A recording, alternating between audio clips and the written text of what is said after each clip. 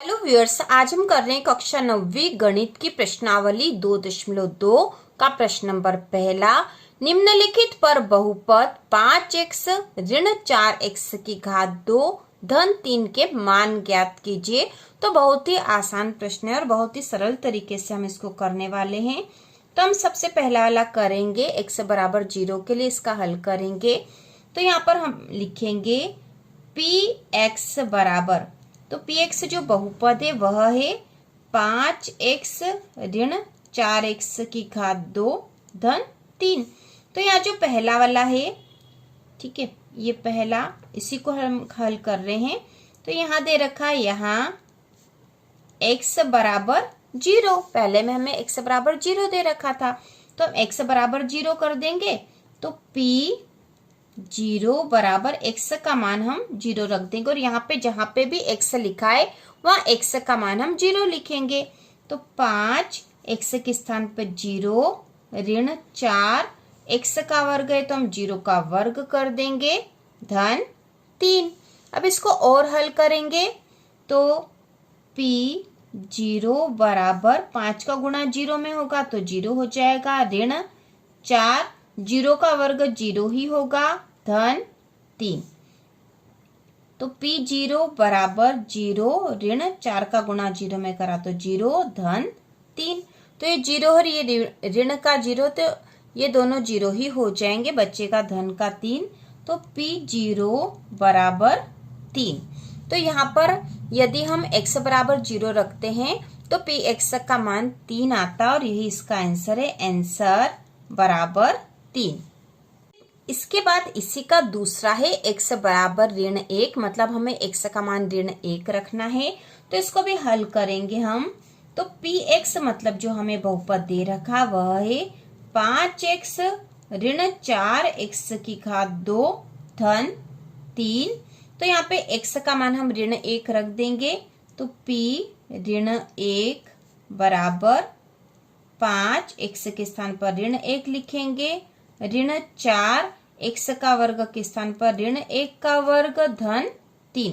तो जो भी x का मान दे रखा है, तो यहाँ जो बहुपद में जहां पे भी x है उसकी जगह हमें x का जो मान दे रखा वह रखना है, तो हमने रख दिया है। अब इसको हल करेंगे और तो p ऋण 1 का जो मान आएगा वह है, तो 5 का ऋण 1 में गुणा होगा तो ऋण का 5 हो जाएगा, ये धन का 5 था, धन ऋण ऋण हो गया, 5 का 1 में गुणा करा तो 5 हो गया। इसके बाद यहाँ पे ऋण का 4 है और ऋण 1 का वर्ग है, ठीक है, ऋण 1 का वर्ग मतलब ऋण 1 का ऋण 1 में गुणा, तो ऋण वाली संख्या का ऋण वाली संख्या में गुणा हो जाएगा तो ऋण ऋण धन हो जाएगा, और 1 का 1 में वर्ग 1 का 1 में गुणा करा, वर्ग है मतलब 1 का 1 में गुणा है, तो 1 का 1 में गुणा करा तो 1 ही आएगा। तो ये ऋण का ऋण में गुणा हुआ इसलिए धन हो गया, और 1 का वर्ग 1 हो गया है धन 3। इसको और हल कर लेंगे तो p ऋण 1 बराबर ऋण 5 ऋण 4 का 1 में गुणा करा तो ऋण 4 ही आएगा धन 3। अब p ऋण 1 बराबर, इन दोनों ऋण वाली संख्याओं को आपस में हम जोड़ देंगे तो ऋण ऋण ऋण ही होगा, 5 और 4 जोड़े तो 9 हो गए, तो ऋण का 9 धन 3। अब इसको और हल कर लेंगे तो p ऋण 1 बराबर, ऋण है और ये धन है, तो धन और ऋण की संख्या जब भी होती तो इनका आपस में घटाव होगा और चिन्ह बड़ी संख्या का आएगा। तो यहाँ बड़ी संख्या 9 है, 9 में से 3 घटाएंगे तो 6 बचेंगे और ऋण के 6 आएंगे वो, ठीक है, ऋण का 6, क्योंकि बड़ी संख्या ऋण वाली है और ये अलग अलग चिन्ह है तो इनका आपस में घटाव ही होगा। तो यहाँ पे इसका मान आ गया ऋण का 6 और यही इसका आंसर है, आंसर बराबर ऋण 6। यदि p x के स्थान पर ऋण 1 रखेंगे तो इसका उत्तर ऋण 6 आएगा। इसके बाद इसी का तीसरा वाला है x बराबर 2, तो हम इसको भी हल करेंगे उसी विधि से। तो यहाँ पर px जो बहुपद हमें दे रखा वह है 5x ऋण 4x की घात 2 धन 3।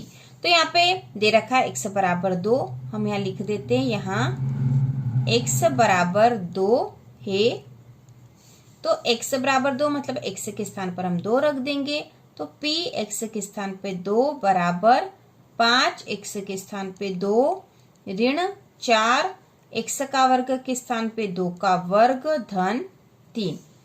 तो p 2 बराबर 5 का गुणा 2 में तो 5 दूना 10 ऋण 4, 2 का वर्ग मतलब 2 का 2 में गुणा तो 2 दूनी 4 हो जाएंगे, तो यहाँ 4 आएगा कोष्टक में धन 3।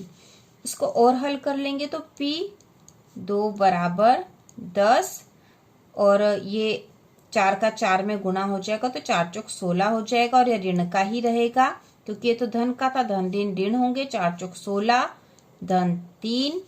अब यहाँ पर P 2 बराबर धन धन वाली संख्याओं को आपस में जोड़ लेते हैं तो 10 धन के हैं और 3 भी धन का, तो 10 और 3 13 लिख देंगे, 13 और ये ऋण के 16।